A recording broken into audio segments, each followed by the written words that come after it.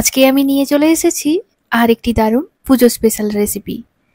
নবমী বা দশমীর ভোজে এই রেসিপিটা বানালে একদম জমে যাবে। পুজোর আনন্দকে আরো মিষ্টি করে তুলবে এই পদ। চলুন আজকের ভেটকি মাছের পাতুরি রেসিপিটা দেখে নেওয়া যাক।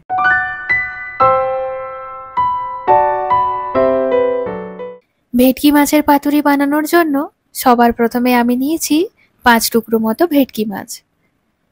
প্রথমে একটা পাত্রে মাছগুলোকে আমি নিয়ে নিলাম। এবার পরিমাণ মতো জল দিয়ে এখন জলের মধ্যে দিয়ে দিচ্ছি স্বাদ অনুযায়ী লবণ। এখানে লবণের পরিমাণটা একটু বেশি রাখতে হবে। এখন এই লবণ জলের মধ্যে মাছগুলোকে ভিজিয়ে রেখে দিতে হবে 30 মিনিটের জন্য।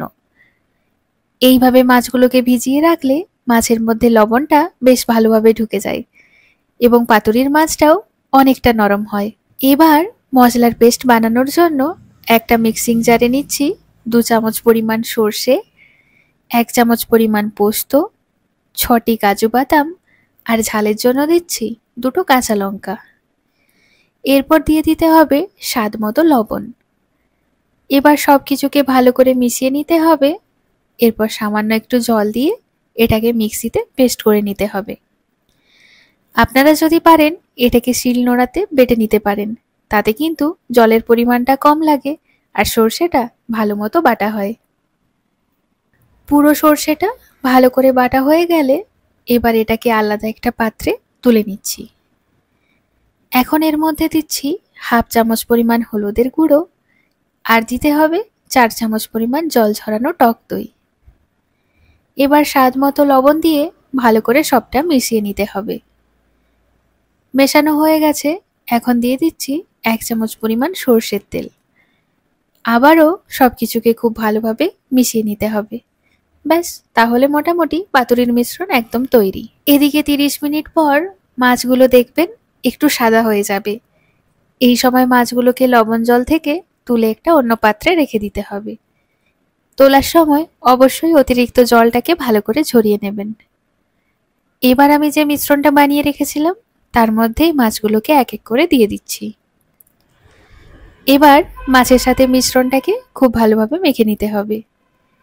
মাখার সময় অবশ্যই খেয়াল রাখবেন মাছগুলো যাতে ভেঙে না যায়। ম্যারিনেট করার পর আপনারা চাইলে এটাকে 1 ঘন্টা ফ্রিজে রেখে দিতে পারেন। আর হাতে সময় না থাকলে আপনারা এইভাবেই কিন্তু এগুলোকে পাতার মধ্যে বেঁধে নিতে পারেন।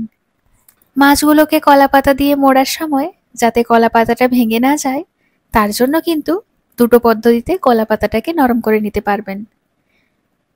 প্রথম পদ্ধতিতে কলা পাতাগুলিকে গ্যাসের উপর একটু নাড়িয়ে নাড়িয়ে নরম করে নিতে হবে, যতক্ষণ না পাতার উপর একটা হালকা কালো দাগ চলে আসছে। দেখুন একটা হালকা কালার চলে এসেছে। এরপর আমি কলা পাতার যে মোটা মাঝের অংশটা হয় সেটাকে আমি কেটে নিচ্ছি।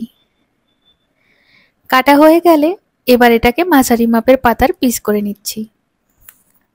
আরেকটা পদ্ধতিতে কলা পাতা নরম করা যায়, সেটা হলো পাতাগুলিকে আগেই সমান মাপের কেটে নিতে হবে। তারপর এই পাতাগুলিকে একটা গরম তাওয়ার উপর সেঁকে নিতে হবে। যতক্ষণ না পাতার একটা কালার আসছে ততক্ষণ পর্যন্ত সেঁকে নিলেই চলবে। কলা পাতার মধ্যে মাছগুলিকে বাঁধার জন্য প্রথমে পাতাগুলিকে সাজিয়ে নিতে হবে। এখানে আমি পাতার একটি অংশ নিলাম। এরপর একটা মাছের টুকরো পাতার উপর দিয়ে দিচ্ছি। এবার মাছের উপর রেখে দিচ্ছি একটা চেরা কাঁচা লঙ্কা আর দিচ্ছি সামান্য পরিমাণে কাঁচা সর্ষের তেল। এবার কলা পাতার দুপাশটা প্রথমে মুড়ে নেবেন, এরপর নিচের দিকটা মুড়ে দেবেন আর সবশেষে উপরের দিকটা মুড়ে এটাকে পুরোপুরি বন্ধ করে দেবেন।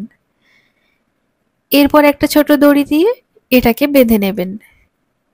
এই একইভাবে আমি কিন্তু সবকটা ভেটকি মাছের পাতুরিগুলিকে একইভাবে বেঁধে নিয়েছি। দেখুন সবকটা পাতুরি কিন্তু খুব ভালোভাবে বাঁধা হয়ে গেছে। ভেটকি মাছের পাতুরিটা বানিয়ে নেব। পাতুরি বানানোর জন্য গ্যাসের উপর নিয়ে নিয়েছি একটি তাওয়া।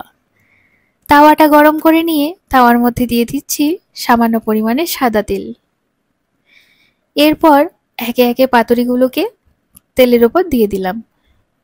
এখন গ্যাসের ফ্লেমটাকে কম রেখে 7 মিনিট মতো এই ঢাকা দিয়ে পাতুরিগুলোর এক পাশটা ভাজা হতে দেব। মিনিট 7 পর ঢাকাটা খুলে নিলাম। পাতুরিগুলির এক পাশটা বেশ ভালোভাবে ভাজা হয়ে গেছে। এবার উল্টে নিলাম, অপর পাশটাও একইভাবে ভেজে নেওয়ার জন্য। আবারও 7 মিনিট মতো ঢাকা দিয়ে পাতুরিগুলির অপর পাশটা ভেজে নিতে হবে। মিনিট 7 পর ঢাকনাটা খুলে নিলাম। দেখুন, ভেটকি মাছের পাতুরিগুলি কিন্তু বেশ ফুলে উঠছে। এইভাবে ফুলে উঠলেই বুঝবেন পাতুরিগুলো ঠিকঠাক মতন তৈরি হয়ে গেছে। পুরো প্রসেসটা কমপ্লিট করতে আমার মোটামুটি 15 মিনিট মতো সময় লাগলো। তাহলে তৈরি হয়ে গেল ভেটকি মাছের পাতুরি।